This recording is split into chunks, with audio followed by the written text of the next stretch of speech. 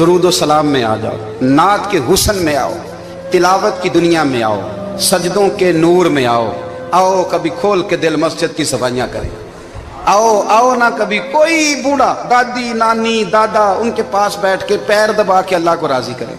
یہ کیف والی جگہ ہیں، یہ سرور والی جگہ۔ اتنی بے چین ہماری زندگی ہے، بے قرار ہے، تڑپتے ہوئے لوگ، لڑتے ہوئے لوگ، ایسے لگتا ہے اب ایک دوسرے کا گریبان تھام لیں گے، بے قرار بے چین۔ کسی کو انتظار کا کہا جانا کہ 10-20 منٹ کسی کا انتظار کرو، تو بعض لوگوں مجھے ایسے لگتا ہے جیسے ان کا کلیجہ پھٹ جائے گا، ڈاکٹر کے انتظار میں بیٹھے ہیں تو بڑے پریشان ہیں۔ کسی کو ملنے گئے ہیں کو آدھا گھنٹہ بیٹھنا پڑ گیا تو بڑی دقت میں ہیں۔ اپنے آپ کو سکون دیں۔ آپ یقین کریں بڑا مزہ آتا ہے، کبھی کسی کا انتظار کرنا پڑے تو 2-4 تسبیح درود شریف پڑھی جاتی ہے، یعنی ذوق بن جاتا ہے کہ چلو اللہ نے موقع دیا ہے، کوئی سرکار کو یاد کر لیں، تنہائی مل گئی۔ ہمارا مزاج جس سختی کا شکار ہے، وہ سختی آہستہ آہستہ ہمیں زیادہ آزمائش میں ڈال گئی۔ تو میرے بھائی، زندگی میں اطمینان حسن ہے، اور وہ سب سے زیادہ اللہ کی یاد میں ملتا ہے، وہ سب سے زیادہ رب کریم کے ذکر میں۔ سب سے زیادہ جو چاہتا ہے نا دل ٹھنڈا رہے، زبان میٹھی رہے، وہ مدینے والے محبوب پہ درود و سلام پڑھا کرے، وہ حضور پہ درود و سلام پڑھا کرے، زبان میٹھی رہے گی۔ میرا ذاتی تجربہ ہے کہ جو آدمی اپنے اخلاق سنوارنا چاہے وہ حضور پہ درود شریف پڑھے، جو اپنے اخلاق سنوارنا چاہے، طبیعت کو ٹھنڈا رکھنا چاہے، وہ درود شریف پڑھے، اس کا دل سکون میں آئے گا۔ کچھ کام اور ہیں زندگی میں اطمینان کے لیے، ان کا ہونا بھی بڑا ضروری ہے۔ سب سے پہلے اگر آپ چاہتے ہیں نا زندگی میں سکون ہو تو حقیقتوں کا سامنا کرنا سیکھیں۔ آپ جو ہیں وہ رہنا سیکھیں، جو آپ نہیں ہیں وہ بننے کی کوشش نہ کریں۔ حقیقت کا سامنا کرو گے تو زندگی اطمینان میں آ جائے گی۔ ہم نے نا بہانے بنا لیے ہیں، ہیلے بنا لیے، جھوٹ کے سہارے اپنے آپ کو اونچا کر لیا ہے۔ ایک آدمی سے کہا جاتا ہے تو رشوت نہ لے، تو کہتا ہے میں غریبوں سے نہیں لیتا۔ تو میرا سوال یہ ہے کہ امیروں کا حساب لینے کی اللہ نے تیری ڈیوٹی لگائی ہے، تیرے ذمہ لگایا ہے کہ تو امیروں کا حساب کر، تمہیں کیا ضرورت پڑی ہے؟ ہم نا بہانہ کرتے ہیں، رشوت لینے والے کا الگ بہانہ ہے اور سفارش والے کا الگ بہانہ ہے۔ حقیقت کا سامنا کریں، حقیقت کا۔ جو میرے ذمہ داریاں ہیں وہ میں نے پوری کر لی، جو آپ کی ذمہ داریاں ہیں وہ آپ جان نہ چھڑائیں، حقیقت پسند بنیں۔ میرے رسول کریم، پھر پڑھیے درود شریف صلی اللہ تعالی علیہ وسلم۔ حضور صلی اللہ علیہ وسلم نے فرمایا کہ میری بیٹی سیدہ فاطمہ الزہرا رضی اللہ تعالی عنہا صرف جنتی نہیں، جنتی عورتوں کی سردار ہے۔ لیکن حضور نے یہ بھی فرمایا کہ فاطمہ یہ خیال رکھنا اگر اللہ نے حساب پوچھا تو حساب تم نے خود دینا ہے۔ حقیقت کی طرف توجہ کرائی حضور نے، وہ صرف جنتی نہیں، جنتی عورتوں کی سردار ہیں، پر حقیقت کی جانب توجہ۔ میں حقیقت یہ ہے کہ اگر مالک نے حساب پوچھا تو اس کی تیاری بھی کرنی ہے۔ دیکھیں نا، ہمیں کچھ یقین نہیں، اللہ معاف کرے کہ ہمارا حساب کیسا ہوگا، لیکن کتنے آزاد ہیں۔ یعنی بڑی دلیری سے بندے کہتے ہیں فجر نہیں پڑھتا جی، 3 پڑھتا ہوں جی، شاہ رہ جاتی ہے جی، کپڑے صاحب، بڑی دلیری سے۔ اور سیدہ فاطمہ الزہرا نے ساری رات مصلی باز رکھا ہے، حالانکہ انہیں یقین تھا کہ رب مجھے بغیر حساب کتاب جنت دے گا۔ حقیقت کا سامنا کریں، جو حقوق آپ کے ہیں وہ آپ نے ادا کرنے، جو ذمہ داریاں ہیں وہ ذمہ داریاں ہیں۔ دیکھیں نا، حضرت موسیٰ کلیم اللہ علیہ السلام کے پاس اسرائیل روح نکالنے آئے تو حضرت موسیٰ نے تھپڑ مارا، آنکھ نکال دی، واپس گئے۔ اللہ انہوں نے تو جلال فرمایا ہے، کہا موسیٰ علیہ السلام سے کہیے بیل کی پشت پر ہاتھ رکھیں، جتنے بال ان کے دستے مبارک کے نیچے آئیں گے اتنے 1000 سال ان کی عمر بڑھا دی جائے گی۔ یعنی میرے کان میں کوئی بتا دے کہ جناب 60 سال بڑھ گئی، یا آپ کے کان میں کوئی کہہ دے تو خوشی ہوتی ہے کہ نہیں؟ لیکن یہ حقیقت پسندی نہیں، اس لیے کہ 60 بھی گزر جائیں گے، 70 بھی، یہ حقیقت نہیں۔ حضرت موسیٰ کلیم، چلے میں مثال دیتا ہوں، سمجھ لیں 10 بال، حالانکہ بہت زیادہ آتے ہوں گے، 10 بال اگر حضرت موسیٰ کے ہاتھ کے نیچے آئے تو 10,000 سال تو عمر بڑھ گئی نا۔ 10 یعنی 10 سال نہیں، 10 100 نہیں، 10 بہت زیادہ تھی نا۔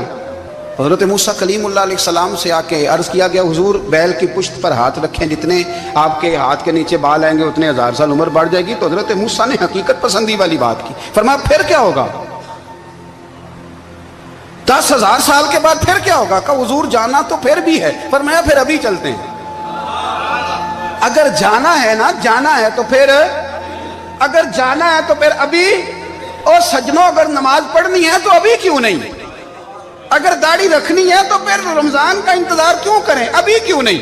اگر سچ بولنا ہے تو پھر، اگر رزق حلال کھانا ہے تو پھر انتظار کا ہے گا؟ حقیقت ہوتی ہے، بہانہ ہوتا ہے، حقیقت چھپ نہیں سکتی بناوٹ کے اصولوں سے، کیونکہ خوشبو آ نہیں سکتی کبھی کاغذ کے پھولوں سے۔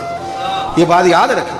اگر جانا ہے تو حضرت کلیم فرمانے لگے پھر 10,000 سال کے بعد بھی جانا ہے، تو آج بھی ہمیں بے قراری زندگی میں اس لیے کہ ہم حقیقت پسند نہیں، ہم بہانوں میں، ہم ہواؤں میں جیتے ہیں، ہواؤں میں، خیالات میں زندگی گزارتے ہیں۔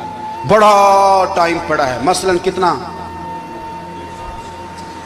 کتنا میرے رسول کریم صلی اللہ تعالی علیہ وآلہ وسلم نے ایک دن صحابہ سے فرمایا تمہیں حیا نہیں آتی؟ حضور کیا ہوا؟ فرمایا وہ والے مکان بناتے ہو جن میں تم رہ نہیں سکتے، وہ والا مال جمع کرتے ہو جو کھا نہیں سکتے، حیا نہیں آتی؟ عرض کہ حضور حکم کریں تو محبوب فرمانے لگے جوتے کا ایک تسمہ بند کرتا ہوں تو سوچتا ہوں دوسرا بند کرنے سے پہلے موت آ جائے گی، ایک سانس اندر جاتی ہے تو دوسرا آنے سے پہلے میں یاد کرتا ہوں کہ مجھے دنیا سے جانا ہے۔ تمہیں حیا نہیں آتی؟ وہ مکان بناتے ہو جن میں رہ ہی نہیں سکتے، وہ مال جمع کرتے ہو جو کھا، حقیقت پسند نہیں بھائی ہم۔ بہت سارے لوگ ہیں بڑی باتیں سناتے ہیں، بڑی، میں کہتا ہوں اصل میں نا زیادہ باتیں سنا کے نا بیچارہ اپنے آپ کو مطمئن کرنا چاہتا ہے، اصل بات یہ ہے کہ اندر سے نا ہلا ہوا ہے، کچھ بھی نہیں، بڑا زیادہ ہنستا ہے اور مجھے لگتا ہے کہ کوئی گہرا زخم چھپا رہا ہے، اس لیے ملمہ سازی۔ حقیقت پسند بنو، حقیقت پسند۔ یاد رکھنا من ترک صلاۃ متعمدا فقد کفر، میرے رسول نے حقیقت بیان کی، فرمایا جس نے ایک نماز بھی جان بوجھ کے چھوڑی اس نے رب کے رب ہونے کا انکار کیا، اس نے کفران نعمت کیا۔ یہ حقیقت ہے، کوئی کلیریفیکیشن نہیں، کوئی وضاحت نہیں۔ جو نماز نہیں پڑھتا جھوٹ بولتا ہے، غلط بیانی کرتا ہے۔ جو شخص رزق حرام کما کے کہتا ہے کہ اس کے بغیر گزارا نہیں چلتا، وہ جھوٹ بولتا ہے، اس لیے کہ رب فرماتا ہے جب تجھے پیدا کیا ہے تو تیرا رزق میرے ذمہ ہے۔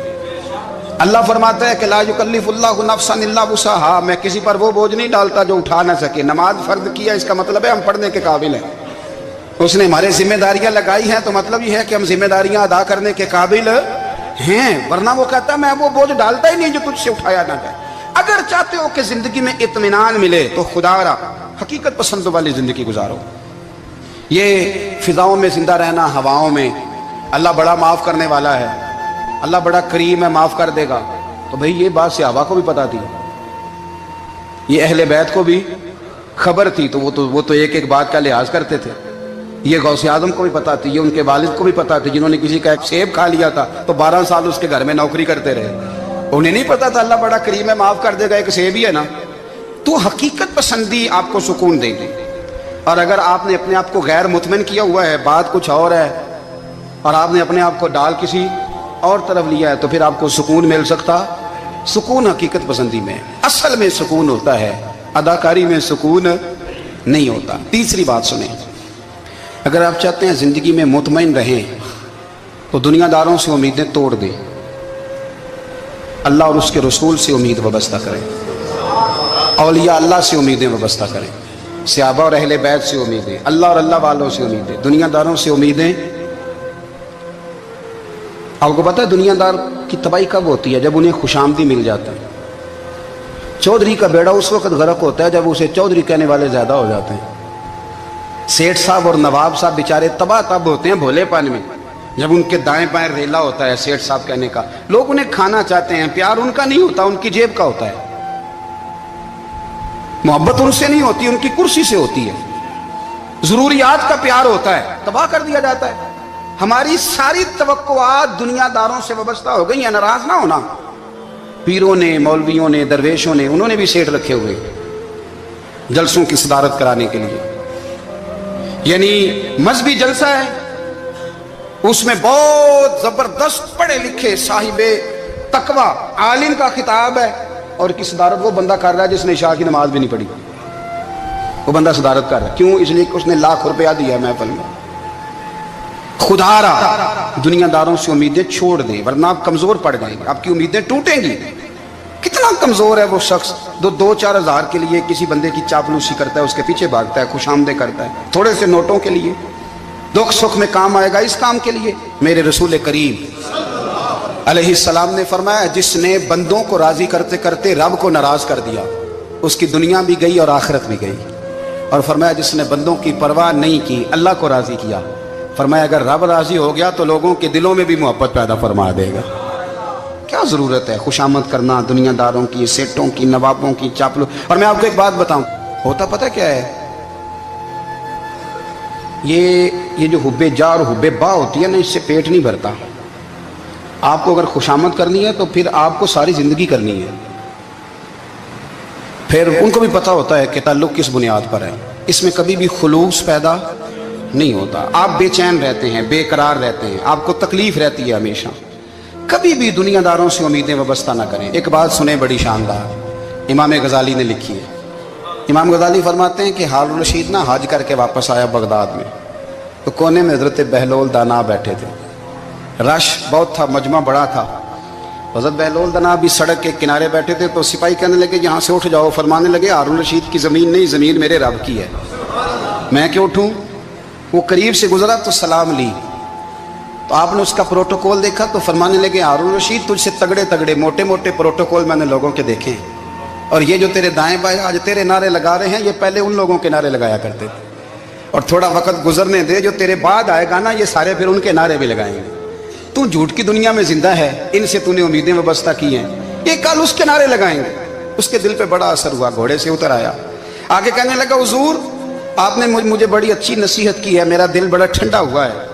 मैंने सुना है आप मकरूज हैं, कुछ लोगों का कर्ज, तो मुझे कोई हुक्म ही कर दें। आप हंसने लगे, फरमाने लगे, यार तू तो बड़ा ही बेवकूफ़ है, बड़ा ही बेवकूफ़ है तू, मैं तुझे नसीहत कर रहा हूँ, तू मुझे उलझा रहा है। हुजूर कोई हुक्म कर दें। क्या खूबसूरत अंदाज है रब करीम के बंदों का। हज़रत बहलोल दाना फरमाने लगे, तेरा रब कौन है। कहा अल्लाह। तो फरमाया मेरा कौन है। कहा अल्लाह। फरमाने लगे, ये तो नहीं ना हो सकता कि अल्लाह हारून रशीद को देता रहे और बहलोल दाना को भूल ही जाए।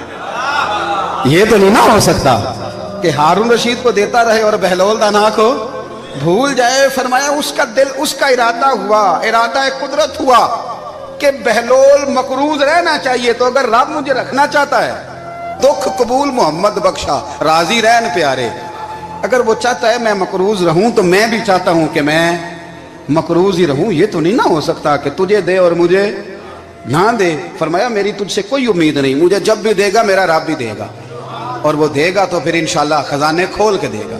दुनियादारों से उम्मीदें वाबस्ता करना, लोगों के पीछे, ये छोड़ दें। आप बेचैन रहेंगे, बेकरार रहेंगे। अल्लाह वालों से जरूर उम्मीदें वाबस्ता करें, इसलिए कि उनके पास जो कुछ होता है वो दरअसल रब का ही होता है।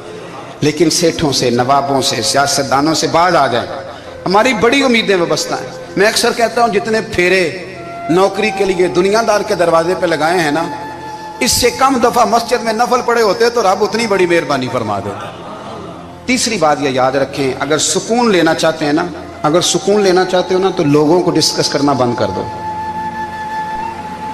किसको अल्लाह ने कितने पैसे दिए हैं वो जाने और अल्लाह जाने, किसको अल्लाह ने कितनी गाड़ियां दी हैं वो जाने, और लोगों को डिस्कस करना जी। यानी मैं एक जगह बैठा था, तो एक साहब गाड़ी वाला गुजरा, गाड़ी में बैठ के, उसका पड़ोसी था, कहते था मुंह है घर वाला। मैं क्या ਉਹਦਾ ਤੇ है ਤਾਂ ਹੀ बैठा है। ਤੇ ਹੁਣ मैं क्या समझाना ਸੀ ਨਾ ਉਹਨੂੰ, मैं क्या ਤੂੰ ਤੇ मैं ਹਿਸਾਬ ਲਾਈਏ ਵੀ ਸਾਡੇ ਕੋਲ ਕੋਈ नहीं, ਉਹਦਾ ਤੇ है। देखिए ना, अल्लाह ने उसे दी है ना, तो अल्लाह ने चाहा ना वो कार में बैठे, तो इसने फटे पे बैठ के ये तबसरा किया कि मुंह है कार वाला। मैं क्या भी होता है ता कार है। अब मुझे तुझे अंदाजा लगाना चाहिए कि हम क्या ये बहस है। यदि अल्लाह को चाहिए था माज अल्लाह के पहले तुमसे पूछता कि इसे कार देनी है कि नहीं। क्या मतलब फसूल बहस है। वो चीज हमें इतना तंग करती है, इतनी तकलीफ देती है कि आप यकीन करें सारा दिन उसी को डिस्कस करते हैं, सारा दिन। उसके पास गाड़ी है, उसके पास कार है, फलाने का पैसा 1 नंबर है, फलाने का 2 नंबर है, फलाने का 6 नंबर है। असल बात के अंदर हसद है, इसको निकालो।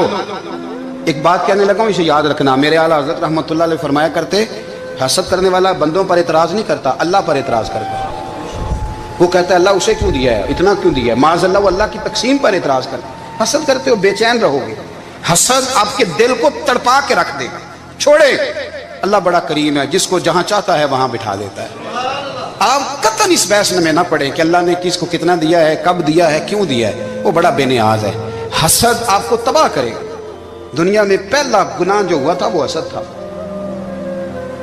ابلیس نے حضرت آدم سے حسد کیا, کہنے لگا میں بہتر ہوں, سرداری اس کو مل رہی ہے, یہ تو اللہ کو پتہ ہے نا کس کو دینی ہے. اور دنیا میں پہلا قتل حسد کی وجہ سے ہوا. حابیل قابیل کے درمیان حسد کا معاملہ تھا.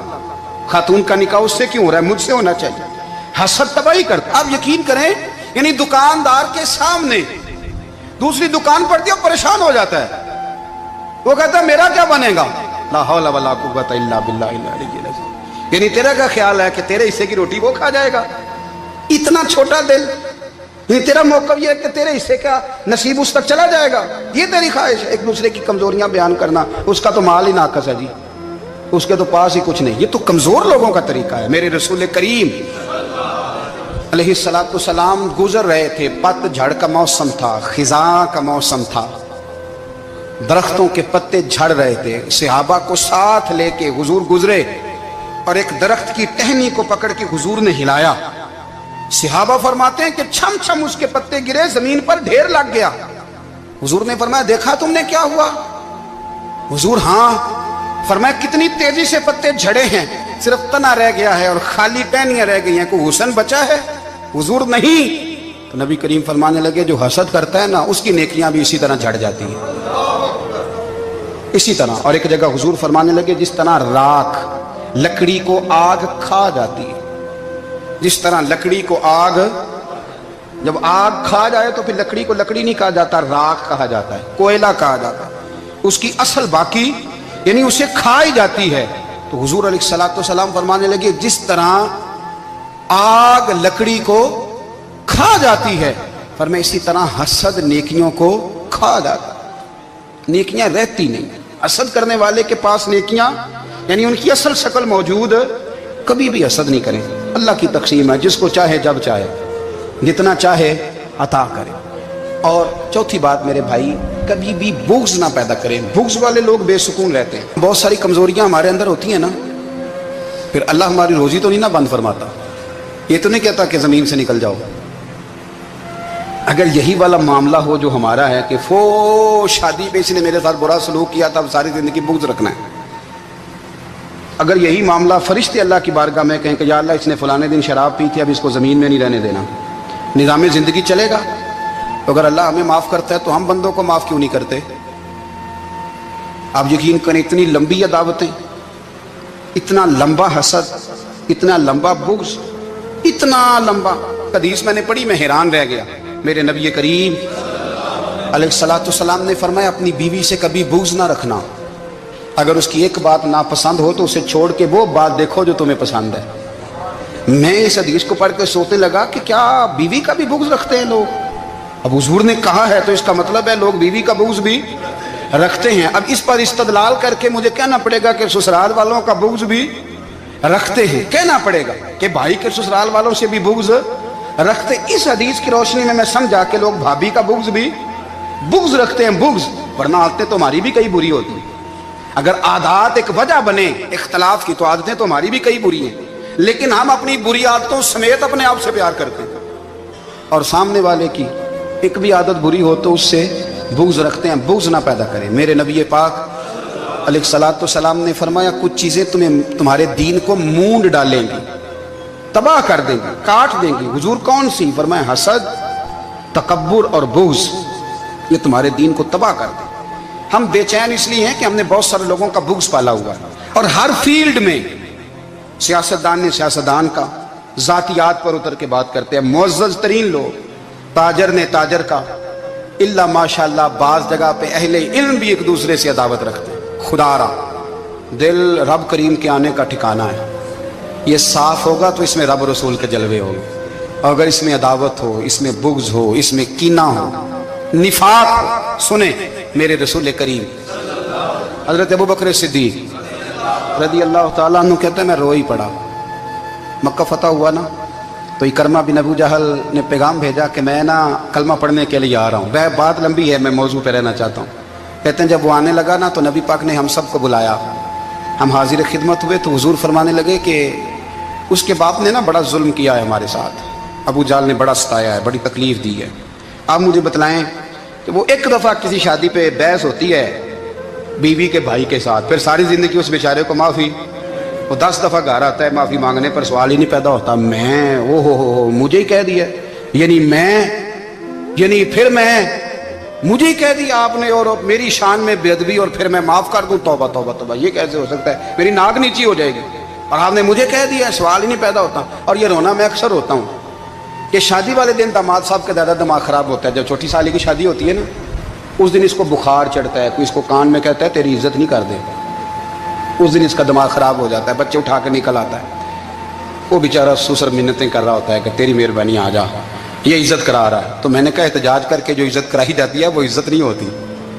हाँ, यहाँ मांग के इज्जत लेते हैं लोग, या एहतजाज की कोई इज्जत है? आपके अंदर कमालात इतने हों कि आपकी इज्जत करने को दिल चाहे, यानी मजा आए, यानी लुत्फ आए, यानी आप दूर बैठे हो तो किसी का दिल करे आपको स्टेज पे बुलाने के लिए। ये क्या बात हुई कि छाए जाना और भाग के आगे जाना, इनसे निकलें। इकरमा बिन अबू जाल कलमा पढ़ने के इरादे से आ रहे हैं, हुजूर अलैहिस्सलाम ने सहाबा को बुलाया, कितनी ज्यादा दावत रखी जा सकती थी माज़अल्लाह, कब से वो चला था जुल्म करने, और उसके बाद उसका बेटा शुरू हो गया। कितनी बातें थी जो ना काबिले माफी थी, पर करीम रसूल ने हमें बतलाया है कि सुकून वाली जिंदगी कहते किसको है। जब सब लोग जमा हो गए तो हुजूर ने फरमाया भाई वो कलमा पढ़ने आ रहा है, उसके बाप ने जुल्म बड़े किए हैं, पर मेरी नसीहत ही है कि उसके सामने उसके बाप को बुरा ना कहे, खबरदार कोई उसके सामने कोई बात ना करे। अब वो कलमा पढ़ने आ रहा है, मुती होके आ रहा है, बांध के आ रहा है। कहते हैं अल्लाह के रसूल ने ना काफी देर तक खुतबा दिया, ब्रीफिंग दी, बात समझाई। जनाब सिद्दीक अकबर कहते मैं रो पड़ा। एक सहाबी मुझे कहने लगे तुम्हें क्या हुआ? तो मैंने कहा मैं मुस्तफ़ा की रहमत पे रो रहा हूँ। देखो किन के लिए हुजूर ग्राउंड बना रहे हैं, देखो किन के लिए हुजूर तैयारी कर रहे हैं, जिन्होंने सारी जिंदगी दुश्मनी की। खुदारा ये अंदर से अदावतें निकाल फेंको। ओ भाई इतना तो लंबा टाइम ही कोई नहीं, इतना तो वक्त ही कोई नहीं, इसको साफ रखो। बंदा कोई कर भी गया तो कोई अर्ज नहीं। चंगी मंदी सजना कोलों 100 वारी हो जाती, यार यारां दा गिला नहीं करते। असल प्रीत यार यारां दा जेड़ा गिला करदा जे यार नहीं जी होंदा। हाँ पक्की बात, पक्की पीढ़ी। मेरा एक संगी मुझे आके कहने लगा फलानी जगह बंदा ये बात कर रहा था। मैं क्या तू उथे ही से सौंदा से, तुम ही नाल ही से।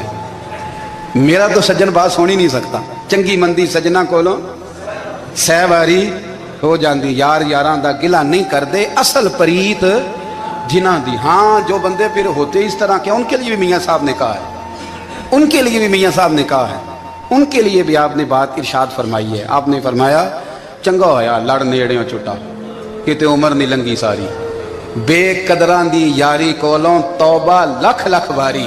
और चंगा होया लड़ नेड़ियों छुटा, किते उम्र नहीं लंगी सारी। यो इस तरह का था ना, शिकवे करने वाला, बुग़्ज़ रखने वाला। फरमाया बेकदरां दी यारी कोलों तौबा, यानी लख ते लख किने हो गए, यानी 2 लाख वारी तौबा की थी उन्होंने, गिनी नहीं जा सकती जितनी मियाँ साहब ने तौबा कर दी। बेकदरे दोस्त बेकदरां दी यारी कोलों तौबा लख लख वारी। चंगा होया लड़ नेड़ियों छुटा, किते उम्र नहीं लंगी सारी। तो मेहरबानी करें, एक तो अगर आप मुतमईन रहना चाहते हैं तो कभी कभी ना मस्त हो के जिक्र इलाही करें। मस्त हो, वो वाला जिक्र नहीं जिसमें आप मोबाइल भी देख रहे हैं और कहानियाँ भी। मेरे सामने को बंदा जुमे वाले दिन या तकरीर के दरमियान तस्बीह लेके बैठ जाए तो मैं उससे पूछता हूँ तू दो काम एक टाइम जिक्र में पे करना है। मेरी भी बात सुन रहे हो, तस्बीह पढ़ी तो मुमकिन ही नहीं। तस्बीह तो तस्बीह है, जब वो होगी तो फिर कोई और काम सवाल ही नहीं पैदा हो। एक तो जिक्र करें महव हो, दूसरी बात हकीकत का सामना करें। आप अगर मुतमईन रहना चाहते हैं तो हकीकत पसंद बने। तीसरी बात हसद छोड़ दें, दूसरों को डिस्कस करना छोड़ दें। आप ये देखें कि अल्लाह ने मुझे क्या कुछ दिया, उस पर राजी रहें। और चौथी बात अदावत छोड़ दें, सीने में कीना छोड़ दें। आपकी ज़िंदगी मुतमईन हो जाएगी, आप खुशहाल रहेंगे। वो जो आप लफ्ज़ कहते हैं ना कि मैं बोर हूँ, मैं परेशान हूँ, उससे आप निकल आएंगे। अल्लाह हमें महबूब की ग़ुलामी में ज़िंदा रखे, ग़ुलामी में मौत।